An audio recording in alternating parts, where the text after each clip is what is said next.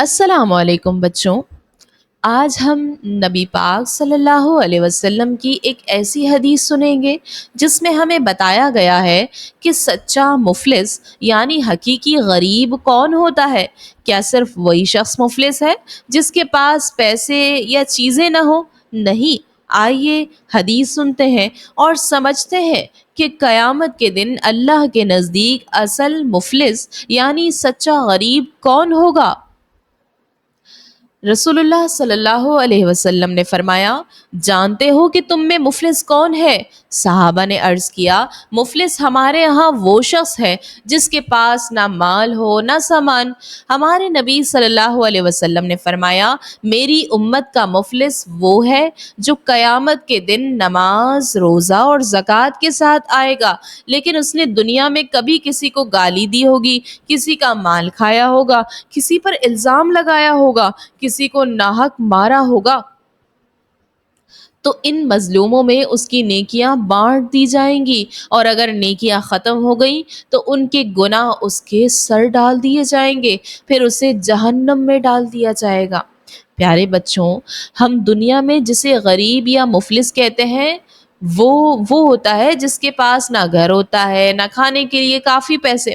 لیکن ہمارے نبی صلی اللہ علیہ وسلم نے ہمیں بتایا کہ قیامت کے دن مفلس وہ ہوگا جس کے پاس اگرچہ بہت ساری نیکیاں ہوں گی، نماز ہوں گے، روزے ہوں گے، زکوٰۃ، لیکن اس نے لوگوں کو تکلیف دی ہوگی، گالیاں دی ہوں گی، کسی کا دل دکھایا ہوگا، کسی پر ظلم کیا ہوگا، کسی پر جھوٹا الزام لگایا ہوگا. ایسا شخص چاہے دنیا میں نیکیاں کرتا رہا ہو، اس نے بہت نیکیاں کی، اس کے ظلم کی وجہ سے وہ نیکیاں جس پر ظلم کیا ہوگا مظلوموں کو دے دی جائیں گی، اور اگر نیکیاں کم پڑ گئیں تو مظلوموں کے گناہ اس کے کھاتے میں ڈال دیے جائیں گے اور پھر وہ جہنم میں جائے گا. یہ ہے قیامت کے دن کا اصل مفلس. اب بچوں تصور کریں کہ فیصل روز نماز پڑھتا ہے، قرآن بھی پڑھتا ہے، روزے رکھتا ہے، لیکن وہ اسکول میں اپنے دوستوں کو گالیاں دیتا ہے، ان کے لنچ باکس سے چیزیں چھین لیتا ہے اور جھوٹ بھی بولتا ہے. اب اگر وہ مر گیا اور قیامت کے دن آیا تو اس کے سارے نیک اعمال ظالم ہونے کی وجہ سے دوسروں کو دے دیے جائیں گے، اور اگر نیکیاں ختم ہو گئی تو دوسروں کے گناہ اسے دے دیے جائیں گے. تو کیا فائدہ ایسی نیکیوں کا جنہیں ہم دوسروں کے ساتھ برا سلوک کر کے ضائع کر دیں؟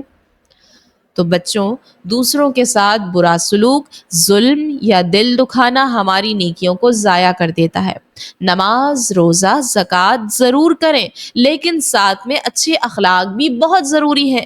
گالی دینا، جھوٹ بولنا، الزام لگانا یا کسی کو مارنا، یہ سب کام ہمیں آخرت میں غریب یعنی مفلس بنا سکتے ہیں، چاہے ہم عبادت گزار ہی کیوں نہ ہو. آئیے اللہ سے دعا کرتے ہیں، یا اللہ ہمیں زبان، ہاتھ اور اپنے سلوک سے کسی کو تکلیف دینے سے بچا، اور ہمیں ایسے اعمال کرنے کی توفیق دے جن سے ہماری نیکیاں قیامت تک محفوظ رہیں، اور ہمیں آخرت کے مفلسوں میں شامل نہ فرما. آمین.